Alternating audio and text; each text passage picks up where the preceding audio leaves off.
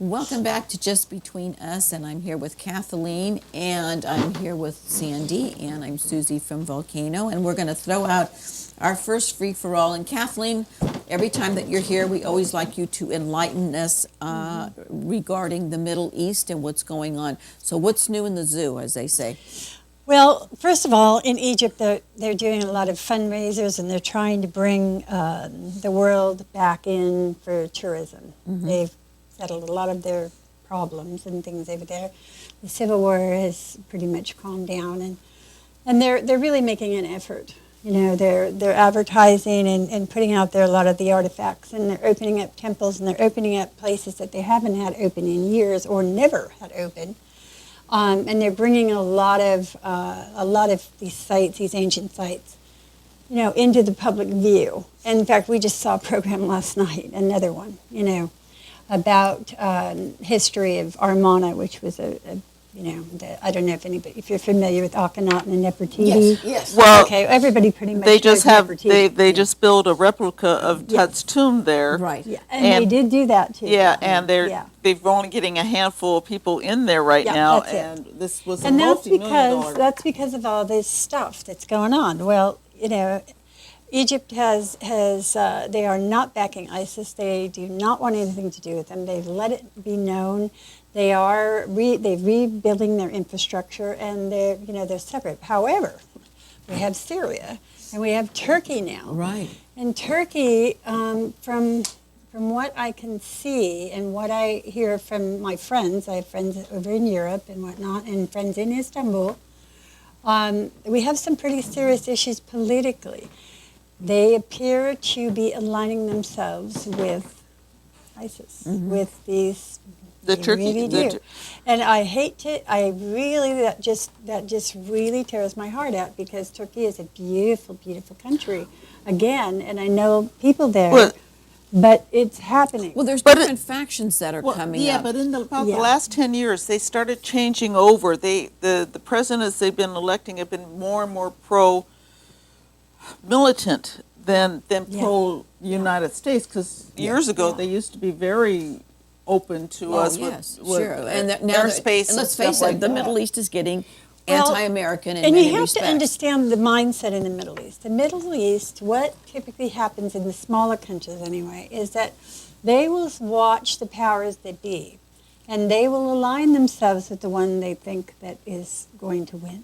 They align benefit them. Absolutely, because they don't want to go in confrontation with them, because obviously it's economically in their best interest. Sure. And they don't. Some of it is based on fear also. Well, that's but fear. I got a That question. is fear. I got a question for you. As we start producing a lot more oil and we start pulling away from Saudi and everything on the oil market from there, what's what's happening? I mean, is Saudi going to lose their cachet? No, absolutely not. No, because I think that we are. No, what we have to stay in some kind of relationship with the Middle East, and the reason Right. why we have to is because if we don't, Russia will. Well, yeah, look Right. at how Russia went into Egypt the years ago. the political structure, I'm sure you're aware, but the U.S., Russia, and China are all vying for one world power right Yeah. And Russia supplies Europe with the majority of their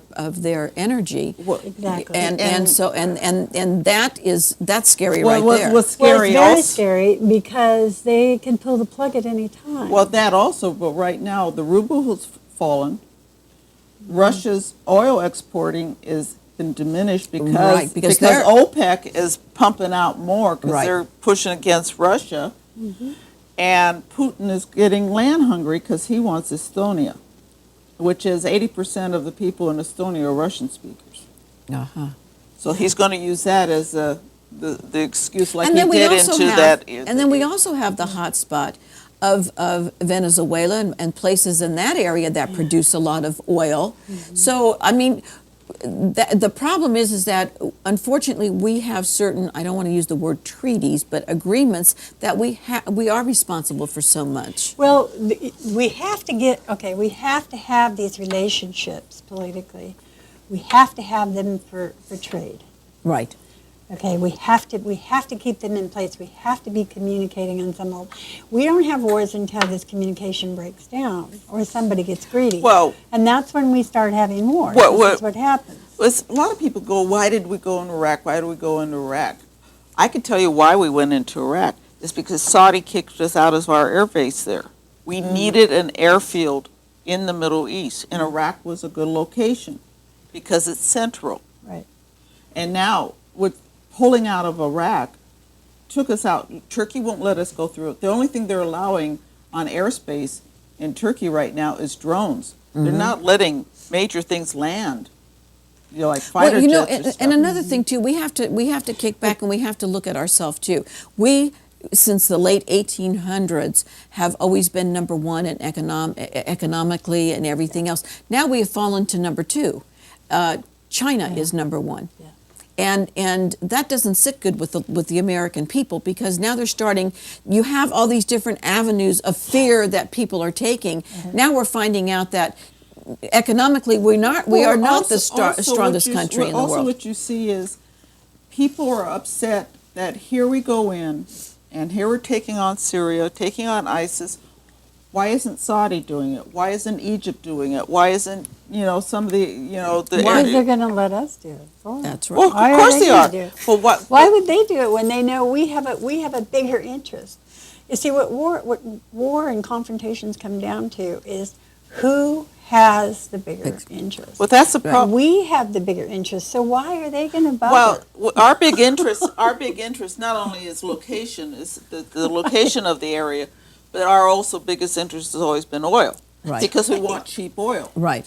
But as Well, not if we, only that, but we want to keep other factions Oh, out. well, They well, want Do to you keep think? their Do fingers you out think of the that pot. it would maybe? And I know we're supposed to go on to the scenario, but that's not important. We'll stick to this.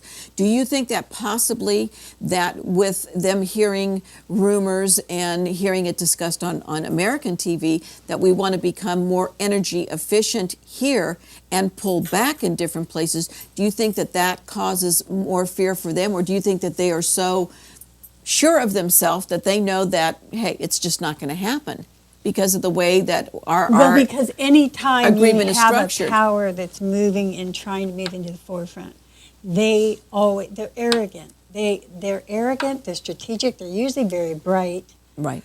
and they're going to use every trick in the book to get what they want. well, So they're not going to back down until somebody makes them, it's like, and that's really where. But it's at. will we be the ones to make them do that? I don't know, because they're also, you got to remember, we have China as the other Yeah. pivotal piece here in the Right. chessboard. and Okay? China's made nicey nice with Iran. Oh, sure. And because people have to remember, China doesn't have oil. Their oil That's right. reserves is just basically null and void now. China is hurting. Well, Let's face it. Well, that we know of. That we That know. we But know you of, have but- to remember that the Why would they Chinese, tell you the they're truth? sneaky. But I don't know what they have in coal reserves, but I know from what geological things I've read about, whatever oil reserves they have are pretty minimal. Not to the point where Right. like the Middle East. So we've been led they to need- believe. I don't take anything at face value, I don't because I don't believe what is put out here on the table by any government that's pivoting Do to you power. believe that the nuclear threat is there in all yeah. of these countries? you betcha. And they will fight each Absolutely. other and deal with each other and do what they can Well, you- to get that power. Well, you got to remember, Yeah, if because that's Israel the feels ultimate power. threatened, They if see that- Israel feels threatened, they will retaliate. Absolutely. And And they they got see the that. bomb. See, we were Yeah. they see that we have maintained power because we have had that advantage all these years, and so they say, well, we want it too. Of course, they want it. I wish Britain was more involved because they started this whole mess Oh, anyway. Britain is more involved than you would ever imagine. Well, I'm sure they are behind the scenes, but Britain started this whole mess by their making all these what about countries. quiet countries like Australia?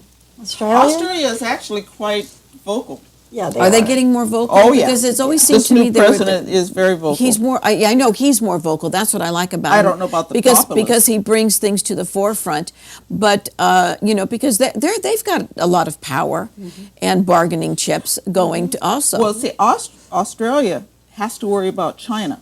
Yes. Because of their proximity. Right. And China, with making with an aircraft carrier, with that new nuclear powered submarine threat they're is getting, there. and we keep pushing on Taiwan, and no one realizes how important and key Taiwan is, because we have a treaty with Taiwan or agreement with Taiwan saying if mainland China ever threatens on it, we will protect them. Right.